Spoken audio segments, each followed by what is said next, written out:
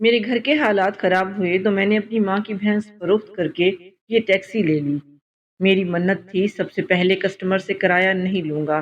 سب سے پہلی customer taxi میں ایک بوڑھی عورت سوار ہوئی جو شہر میں اپنے ڈاکٹر بیٹے سے ملنے جا رہی تھی۔ میں نے اسے اپنی گاڑی میں بٹھایا۔ راستے میں دیکھا کہ ایک لڑکی کا ایکسیڈنٹ ہوا۔ لوگ پاس سے گزر رہے تھے لیکن کوئی بھی لڑکی کی مدد نہیں کر رہا تھا۔ میں نے ٹیکسی روکی، لڑکی کو اپنی ٹیکسی میں ڈالا اور پھر اسے ہسپتال لے گیا۔ ڈاکٹروں نے مجھ سے کہا کہ لڑکی کی حالت بہت خراب ہے، اس کا فوراً آپریشن کرنا پڑے گا ورنہ اس کی جان خطرے میں ہے۔ آپریشن کا خرچہ 10 لاکھ روپے تھا لیکن میری جیب میں تو چند ہزار روپے تھے۔ کچھ سمجھ نہیں آ رہا تھا میں کیا کروں۔ آخرکار لڑکی کی جان بچانے کی خاطر ثواب کی نیت سے میں نے اپنی ٹیکسی ادھر ہی فروخت کر دی اور پھر ڈاکٹر سے آپریشن کے لیے کہا۔ لڑکی کو آپریشن تھیٹر میں لایا گیا۔ 5 گھنٹے گزر چکے تھے مگر کوئی آپریشن تھیٹر سے باہر نہیں آیا تھا اور نہ ہی کوئی اندر گیا۔ مجھے شک سا ہوا تو میں نے آپریشن تھیٹر کے دروازے سے جھانک کر دیکھا تو حیران ہوا کیونکہ وہاں تو ہم چاروں دوستوں نے زندگی کی سب سے پہلی چوری کرنے کا فیصلہ کیا۔ چاروں ہی بہت مجبور تھے کیونکہ کوئی کام کرنے کو نہیں تھا اور بے روزگاری کی وجہ سے کوئی نوکری بھی نہیں مل رہی تھی۔ شہر کے اندر سٹور میں چوری کرنے کا منصوبہ بنایا گیا۔ وہ تقریباً ہر رات دکان کے اندر ہی سوتا تھا لیکن ہمیں خبر ملی کہ وہ دکان میں نہیں تھا۔ طبیعت خراب ہونے کی وجہ سے دکاندار ہسپتال میں ایڈمٹ ہے اور یہ ایک سنہری موقع تھا کہ ہم اپنے اس منصوبے کو کامیاب بنائیں۔ آدھی رات کو ہم چھت کے ذریعے دکان کے اندر داخل ہوئے۔ تجوری میں کافی پیسے رکھے تھے۔ ہم نے وہ پیسے ایک تھیلی میں ڈالے اور جیسے ہی باہر جانے لگے تو ہمارے پیروں تلے زمین نکل گئی کیونکہ دکاندار نیچے مردہ فرش پر پڑا تھا۔ اس کے سینے میں کسی نے خنجر گھونپ دیا۔ اب تو ہمیں اپنی جان کے لالے پڑ گئے۔ پیسہ ہم چاروں کی مجبوری تھا لیکن اب ہمیں اپنا مستقبل تاریک نظر آ رہا تھا۔ جلدی سے ہم نے اس مشکل سے نکلنے کا فیصلہ کیا۔ چھت کے ذریعے ہم واپس جانے لگے تو پولیس ہمیں چاروں طرف سے گھیر چکی تھی۔ چاروں کو گرفتار کیا گیا اور اس کے بعد ہماری وجہ سے ہمارے خاندان والے پہلے سے بھی زیادہ مصیبت میں پڑ گئے۔ چوری کرنے گئے تھے لیکن اب قتل کے الزام میں جیل میں تھے۔ ایک دوسرے کے منہ کی طرف دیکھ رہے تھے کہ یہ ہمارے ساتھ ہوا کیا اور کیسے ہوا۔ چاروں یہی سوچ رہے تھے کہ رمضان نے ہمارے ساتھ ایسا کیوں کیا۔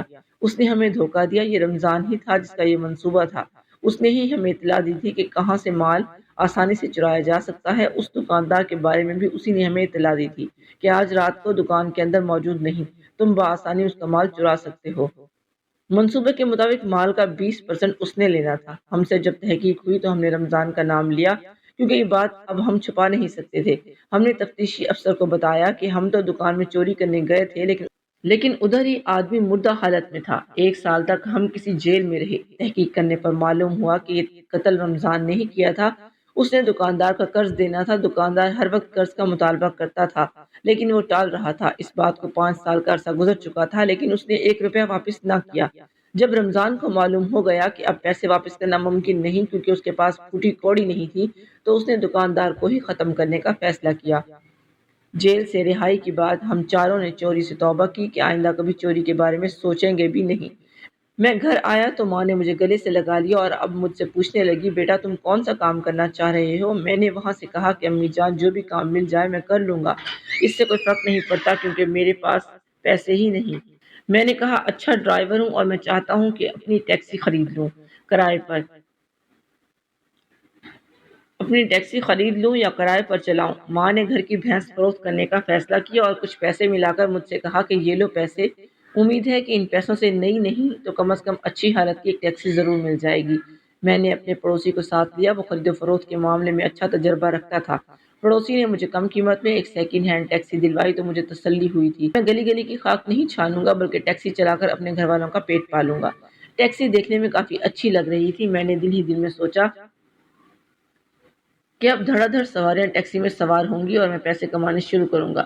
میرا پڑوسی مجھے اڈے تک چھوڑ آیا جہاں سے لوگ ٹیکسیاں بک کرواتے تھے۔ اس نے مجھے تھپکی دیتے ہوئے کہا کہ یار اب تمہارا نصیب، مگر کوشش کرو کہ محنت سے نہ گھبرانا، جتنی زیادہ محنت کرو گے اتنا ہی زیادہ پیسہ کما پاؤ گے۔ میں ابھی اسی اڈے پر ہی کھڑا تھا کہ اچانک ایک موٹا سا آدمی میرے پاس آیا، مجھ سے کہنے لگا یہاں نئے آئے ہو؟ میں نے کہا جی میں نیا آیا ہوں۔ کہنے لگا اس لیے تو میں نے تمہاری گاڑی کو نقصان نہیں پہنچایا ورنہ توڑ دیتا۔ میں نے پوچھا آپ ایسا کیوں کر رہے ہیں؟ کہنے لگا یہ میرا اڈا ہے اور یہاں گاڑی کھڑی کرنے کے لیے تمہیں مجھے پیسے دینے پڑیں گے ورنہ تم ورنہ تمہیں اس بات کی بالکل اجازت نہیں کہ یہاں اپنی گاڑی کھڑی کرو۔ میں نے اس آدمی سے کہا، جناب میرے پاس تو پھوٹی کوڑی بھی نہیں دینے کو، 4 پیسے کمانے کے لیے یہ ٹیکسی خریدی ہے، اپنے گھر کی بھینس فروخت کر کے یہ ٹیکسی خریدی ہے، کچھ خدا کا خوف کیجیے، کرنے دیجیے اور مجھے یہاں گاڑی کھڑی کرنے دیجیے۔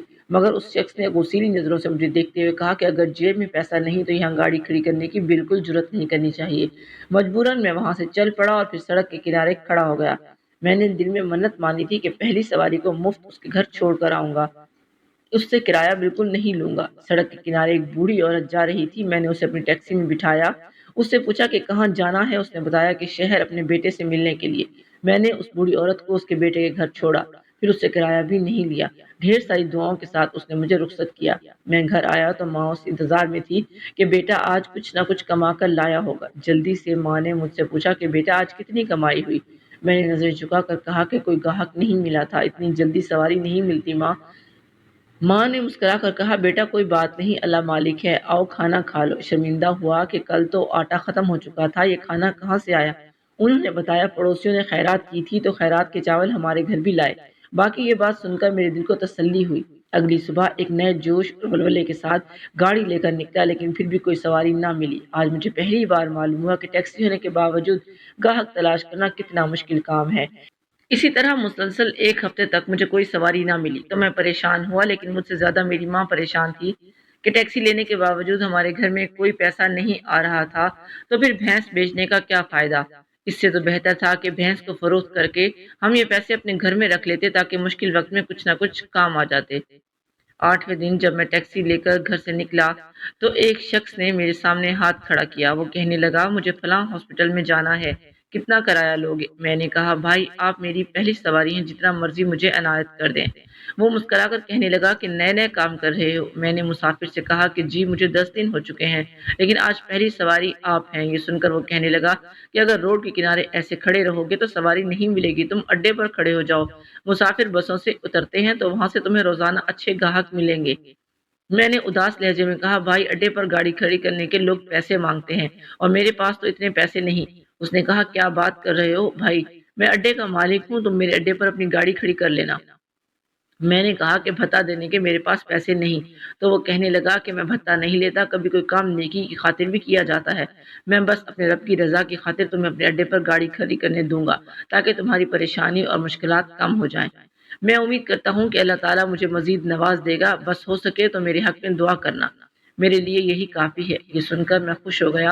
وہ بہت اچھا انسان تھا، اس نے مجھے اڈے کا ایڈریس بھی بتایا۔ میں ٹیکسی لے کر اس اڈے پر جا پہنچا۔ اب میری توقع سے زیادہ آمدنی ہونے لگی تھی۔ پہلی دفعہ جیب بھر کے میں گھر آیا اور جب میں نے جیب سے پیسے نکال کر ماں کو دیے تو ماں بہت خوش ہوئی، اس کی آنکھوں میں خوشی کے آنسو تھے۔ اس نے میرے سر کا بوسہ لیا اور کہا کہ بیٹا مجھے یقین ہے کہ اللہ تعالیٰ تجھے نوازے گا اور ایک نہ ایک دن ہماری سب مشکلات حل ہو جائیں گی۔ اب میں بہت خوش تھا کیونکہ اچھی کمائی ہو رہی تھی۔ محلے والوں سے جتنے قرض لیے تھے ہم نے انہیں واپس کر دیے۔ اپنے چھوٹے بہن بھائیوں کو میں نے ایک اچھے اسکول میں داخل کروایا۔ مجھے اس بات کا یقین تھا کہ اس انسان کی نیکی نے میرے دن پھیر دیے۔ اب میں نے اپنے آپ سے وعدہ کیا تھا کہ اگر کسی کو میری ضرورت پڑے گی تو میں بھی اس کے کام آؤں گا، کیونکہ دنیا میں کسی کے کام آنا ہی اصل عبادت ہے۔ میں صبح 5 بجے نکلتا تھا اور رات 10 بجے واپس آتا۔ ماں کہتی کہ بیٹا اتنی محنت ٹھیک نہیں، آرام کر لیا کرو۔ میں نے ماں سے کہا کہ اماں جی میں نے اپنے تجربے سے یہ بات سیکھی ہے کہ پیسہ کافی مشکلات آسان کر دیتا ہے۔ میں نے پیسے کے بغیر زندگی گزاری ہے، لوگوں کا محتاج ہوا ہوں، ایک ایک سے قرض مانگا پھر اتار نہ پایا، اب جب مجھے موقع مل رہا ہے تو تھوڑی سی محنت کرنے میں کیا حرج ہے۔ ماں میری بات سن کر مسکرا دیتی۔ ایک دن ہم سب سو رہے تھے، لائٹ چلی گئی، تمام لوگوں کی نیندیں حرام ہو گئی، سارے نکل کر صحن میں آ گئے۔ چونکہ گرمی کا موسم تھا، کمرے کے اندر رہنا مشکل تھا۔ میرا بھانجا مجھ سے کہنے لگا، ماموں اب تو آپ اچھا خاصا کما رہے ہیں، اس مکان کی مرمت کیجیے، اوپر والی منزل بنائے تاکہ چھت پر سونے کا موقع ہمیں بھی ملے۔ میرا بھانجا ٹھیک کہہ رہا تھا، ان کا گھر ہم سے کافی اچھا خوبصورت تھا۔ پھر اس کے باپ کا انتقال ہوا تو میرا بھانجا یتیم ہو گیا۔ پھر میری بہن اپنے بیٹے کو لے کر ہمارے گھر آ گئی، تب سے لے کر آج تک ہمارے ساتھ رہ رہی ہیں۔ ہمارا گھر کافی پرانا ہے، مکانات اس وقت کے آزادی سے بھی پہلے کے میرے دادا کے حصے میں جو زمین آئی تھی اس پر مکان تعمیر کیا گیا، ابھی تک ہم اسے استعمال کر رہے ہیں۔ دادا جان کے بعد ابو نے بھی گھر کی مرمت نہ کروائی کیونکہ ابو کے پاس پیسے نہیں تھے، 2 وقت کی روٹی کے علاوہ کچھ نہیں بچتا تھا۔ میں نے اپنے یتیم بھانجے کے سر پر ہاتھ رکھ کر کہا، فکر مت کرو، آہستہ آہستہ سب ٹھیک ہو جائے گا، میں تھوڑے سے پیسے بچا کر مرمت شروع کروا دوں گا، لیکن بجلی کا بندوبست میں کل سے ہی کروں گا۔ میرا ارادہ ہے کہ یو پی ایس لے کر آؤں تاکہ بجلی کی ٹینشن نہ ہو۔ یہ سن کر بھانجا خوش ہوا، اس کے چہرے کی خوشی دیکھ کر مجھے بھی خوشی محسوس ہوئی۔ کچھ دن بعد میں یو پی ایس لے کر آیا، گھر میں انسٹال کیا۔ اس کے بعد کافی حد تک گرمیوں میں بجلی کے مسائل تو حل ہو گئے، سب کچھ بہترین طریقے سے چل رہا تھا۔ ایک صبح میں اپنی ٹیکسی لے کر نکلا تو صبح صبح روڈ پر لوگوں کا بہت رش تھا۔ مجھے سمجھ نہیں آ رہی تھی کہ کیا ہوا۔ نیچے اتر کر دیکھا تو ایک لڑکی کا ایکسیڈنٹ ہوا تھا، اسے کافی چوٹیں لگیں۔ لوگ ایک دوسرے سے باتیں کر رہے تھے، لیکن آگے بڑھ کر اس لڑکی کی کوئی مدد نہیں کر رہا تھا۔ میں نے اس لڑکی کو ٹیکسی میں اٹھا کر لے جانا چاہا، لوگوں نے مجھے منع کیا کہ یہ پولیس کیس ہے، اگر تم ایسا کرو گے تو مصیبت میں پھنس جاؤ گے۔ میں نے کسی کی بات نہ سنی، لڑکی کو ہسپتال لے گیا۔ تھوڑی دیر بعد لڑکی کا باپ بھی ہسپتال آ پہنچا۔ ڈاکٹر نے کہا کہ لڑکی کا فوراً آپریشن کرنا پڑے گا اور آپریشن بہت طویل ہے، لہٰذا 10 لاکھ لے کر آؤ۔ اگر لڑکی کا فوراً آپریشن نہ کیا گیا تو مسائل بڑھ سکتے ہیں اور اس کی زندگی خطرے میں ہے۔ یہ سن کر لڑکی کا باپ کافی پریشان ہوا کیونکہ اس کے پاس پیسے بالکل نہیں تھے۔ وہ ایک غریب آدمی تھا، اس کی چھوٹی سی ریڑھی تھی جس پر وہ سبزیاں اور فروٹ فروخت کرتا تھا۔ میں نے جب لڑکی کے باپ کی پریشانی دیکھی تو ڈاکٹروں سے کہا کہ آپ آپریشن جاری رکھیں، کسی کی زندگی سے زیادہ اور کچھ نہیں، اللہ آپ کو اس چیز کا اجر دے گا۔ لیکن ڈاکٹر نے کہا کہ ہم مفت میں کسی کا آپریشن نہیں کرتے۔ وقت گزرتا جا رہا تھا، لڑکی کے باپ نے جھولی پھیلا کر ارد گرد تمام لوگوں سے کہا، خدارا میری مدد کرو، زندگی سے بڑھ کر اور کچھ نہیں، یہ پیسے تو آنی جانی چیز ہے مگر زندگی کو واپس نہیں لوٹایا جا سکتا، بعد میں پیسوں کا بندوبست کر لوں گا، قسطوں پر سب پیسے واپس لوٹا دوں گا، خدارا میری بیٹی کو بچا لے۔ ایک باپ کی آنکھوں میں اپنی بیٹی کے لیے اتنا پیار دیکھ کر میں متاثر ہوا، لیکن بے بس تھا، کچھ نہیں کر پا رہا تھا۔ سوچ رہا تھا کہ کس طرح اس بزرگ کی مدد کروں اور اس کی بیٹی کی جان بچ جائے۔ مجھے خود سے کیا گیا وعدہ یاد آیا، جب کوئی مشکل میں ہوگا تو میں اس کی ضرور مدد کروں گا۔ اب موقع تھا کہ میں اس لڑکی کی جان بچا پاؤں۔ میرے پاس پیسے تو نہیں تھے، لیکن ٹیکسی تو تھی۔ میں نے ٹیکسی فروخت کی، 10 لاکھ دیے اور ڈاکٹر سے کہا اب آپ آپریشن شروع کریں۔ فوراً آپریشن شروع کیا گیا۔ آپریشن کافی طویل تھا اور لڑکی کا والد باہر بیٹھا پریشان تھا۔ میں بھی اس کے ساتھ بیٹھا تھا۔ ڈاکٹر کوئی اچھی خبر لے کر آئے، اس کا انتظار کر رہے تھے۔ تھوڑی دیر بعد ڈاکٹر باہر آ گیا اور کہا کہ آپریشن کامیاب ہوا، لڑکی کو اب کوئی خطرہ نہیں۔ یہ سن کر لڑکی کا باپ بہت خوش ہوا۔ 5 گھنٹے کے آپریشن کے دوران میں لڑکی اور اس کے باپ کے ساتھ رہا۔ اس لڑکی کو جب ہسپتال سے ڈسچارج کیا گیا تب میں نے بزرگ سے اجازت چاہی۔ بزرگ نے میری طرف دیکھ کر کہا تمہیں اس چیز کا انعام ملے گا۔ دعا سلام کے بعد میں اپنے گھر روانہ ہوا۔ پیدل گھر کی طرف آ رہا تھا، دل مطمئن تھا کیونکہ میں نے ایک انسان کی جان بچانے کی خاطر پیسہ لگایا تھا۔ گھر میں کچھ راشن موجود تھا تو اسی لیے سوچ رہا تھا کہ راشن ختم ہونے سے پہلے اللہ تعالیٰ کوئی نہ کوئی رزق کا وسیلہ عطا کر دے گا، اور پھر یہ بھی امید تھی کہ بزرگ کی دعائیں رائے گاہ نہیں جائیں گی، انشاءاللہ مجھے اچھا کام ملے گا۔ میں شام کو گھر آیا تو ماں بھاگتی ہوئی میرے پاس آئی اور مجھ سے لپٹ گئی۔ گھر کی حالت دیکھ کر ایسے لگ رہا تھا جیسے بڑا طوفان آیا ہے، ہر چیز بکھری ہوئی تھی۔ میں نے ماں سے پوچھا کہ کیا ہوا؟ ماں کہنے لگی بیٹا ہمارے ساتھ ظلم ہوا، کسی ظالم شخص نے اطلاع دی کہ ہمارے گھر میں منشیات کا کاروبار ہوتا ہے، پولیس والے بڑی تعداد میں ہمارے گھر میں داخل ہوئے، ہمارے بتانے کے باوجود انہوں نے ہماری ایک نہ سنی، گھر کو تہس نہس کر دیا، کافی چیزیں توڑ دی، راشن جو تم نے خریدا تھا وہ بھی اپنے ساتھ لے گئے۔ کہنے لگی ہم راشن کو چیک کریں گے کہ کہیں منشیات اس کے اندر نہ ہو۔ میں نے جب یہ سنا تو حیران ہوا، میں نے کبھی سوچا بھی نہیں تھا کہ ہمارے ساتھ ایسا بھی ہوگا۔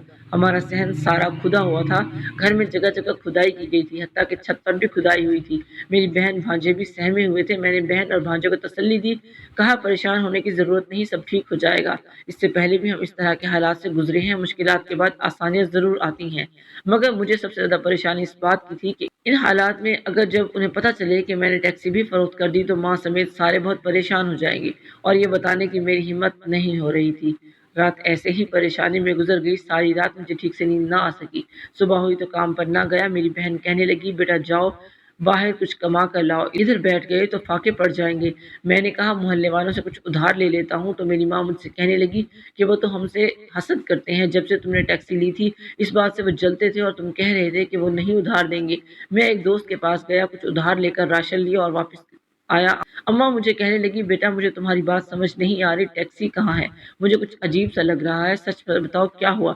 میں نے ماں کو سب تفصیل سے بتا دیا۔